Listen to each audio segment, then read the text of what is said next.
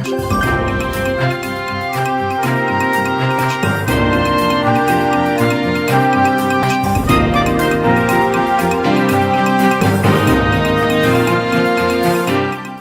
ซุงค่ะไม่ซุงพี่น้องผู้ทอมขาห้องปล่อยเซนจุ่มขาผู้ใดฮอกก็ค่ะตั้งเสงทบกันวันเมื่อในค่ะเป็นวันพุธวันที่5เดือนธันวาคมที่7ปี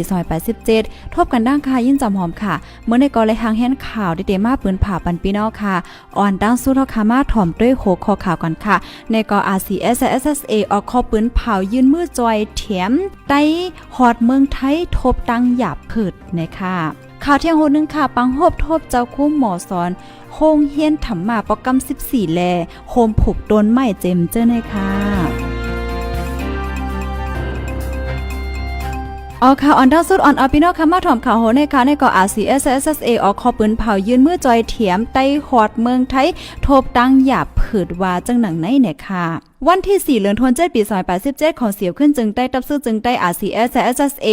ออกลีกปืนผ่าป่นตาแห่งกันยานเมืองเจอเลยมาเหตุการณ์อยู่ในเมืองจึงไทยยามเหลียวในลีกปืนผ่านั่นแต่ไม่ว่าอิงลอยลงปองจึงเมืองไทยแหลกหลายปักเปิงเกี่ยวกับไปลองแห่งการยานเมืองแล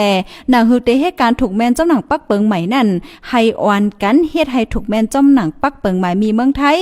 พี่น้องได้เจออ่ำมีวัดไว้เจออันอ่ำถูกแม่นปักเปิงใหม่มีอันทบตั้งหยาบเผิดเสอ่อนกันปอกขึ้นเฮิรนเยนั่นก็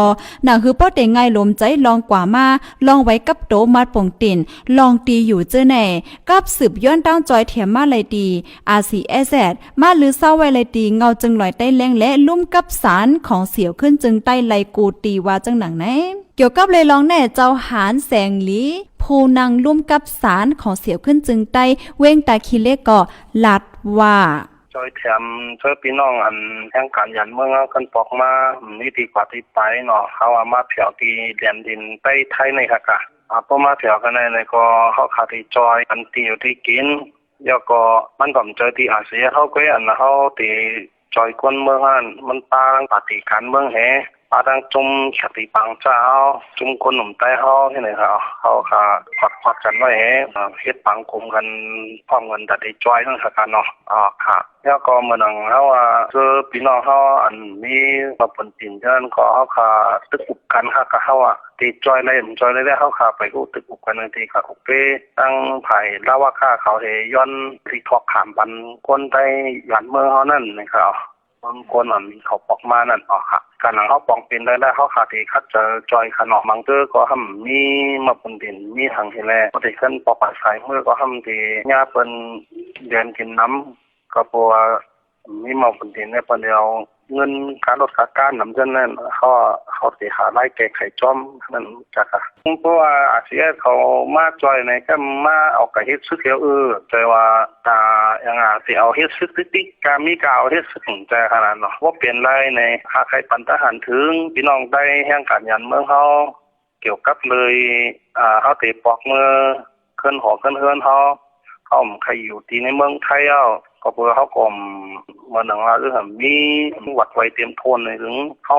ก็เปลี่ยนได้ในเขาใครให้มีโหนามันกล้องนี้จู้กันเป็นก้นเป็นโหปากก็ดีการมอบตัวมันว่าเขาได้เมื่อขึ้นเมืองเขาย้อนไว้ปอกขึ้นเมืองนั่นแหละเนาะเหมือนมาเขาย่างเขาอันกันเฮ็ดกันนั่นเพราะเจ้านั้นได้เพิ่นได้เอาเป็นจุ่มเป็นช่วงมาส่งมันเอามันได้แค้นเลยกว่าเขาเลยเสียเงินจ้างเพิ่นนั่นขนาดพี่น้องค่ะกับสืบย้อนตั้งจอยเทียมเลยดีหมายโฟน0850294662ตีกับสืบหมายโฟนตั้งเมืองไทย0817830206เทียงเวอร์1ค่ะ0861959003ก็เลยอยู่ว่าจังหนังไหนไหว้เสปักเปิงมามีใหม่ปี2087ออกมาอันว่าผู้ไล่ไผหับก้นเหตุการณ์มีวัดไว้เหตุการณ์ผิดดีเหตุการณ์ผิดปักเปิงในจึงมีตัวต่ำไหมเงิน 400,000 ถึง 800,000 บาทแลมีตัวต่ำตกคอกป้าในนั้นเฮ็ดให้พี่น้องก้นเมืองข่มตุ้มแม่มาอ่อนกันปอกเฮินขึ้นนับโหหมื่นว่าจังหนังไหนเนี่ยค่ะแห่งการยันเมืองอันลูกดีเมืองคมตุ้มแม่มากว่าเหตุการณ์ในเมืองไทยทั้งหมดมี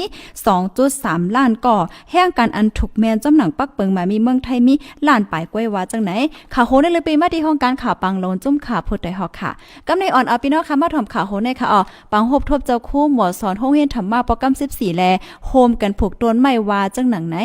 ปังฮบทบพงเฮ็ดธรรมะประกำ14ในและจะเฮ็ดกว่าเมื่อวันที่1เดือนธันวาคมที่7ปี2087เสมีเจ้าครูหมอสอนผู้ใหญ่ก้นลงและรู้เห็นในตรงเว้งตังย่านคืนฮอดโคม2ปากปลายเจ้าคู่จันตี้หมาลัดในว่ายังอันและจะเฮ็ดปังฮบทบในไฮไลท์คู่ลองเงาลายโคงเฮ็ดธรรมะและคมกันแก้ไขปัญหาตั้งหยาบผืดอันป่อเป็นมาตีในโคงเฮ็ดธรรมะว่าจังหนังไหนว่าเสอุบโอกลิดปัญหาลองตั้งหยาบผืดตีในโคงเฮ็ดธรรมะยาวนั่นผู้ขึ้นฮอดปังฮบทบตั้งเสียงโคมกันผูกต้นไม่กว่า1เฮงปลายแต่ให้เป็นตีไม้ต้องเข้าตั้งนากว่าว่าจังหนังไหนเจ้าหมอกลานในว่าต้นไม่ในเป็นตั้งหังลีสภาวะหิมห้อมเสียมกาปันป้าตั้งกัดเขียนก้นกูก็และโตสัดกูเจื้ออยู่กูข้าวย้ำสังว่ามีตีนลิ้นเป่าไหนให้อ่อนกันผกต้นไม่น้ำว่าจังหนังไหนเนี่ยค่ะข่าวคนนี้เลยเป็นว่าที่ของการข่าวได้แล้วแต่ freedom.com ค่ะพี่น้องค่ะข่าวย้ำข่าวคือตั้นตอนที่3เฮาคำว่ายากอดีในผมจำพับตอนพี่น้องค่ะได้ปันให้เฮาค่ะแทงอยู่ย้อนให้พี่น้องค่ะอยู่ดีก็เย็นกันกูก็เสกัมไม่ทรงค่ะ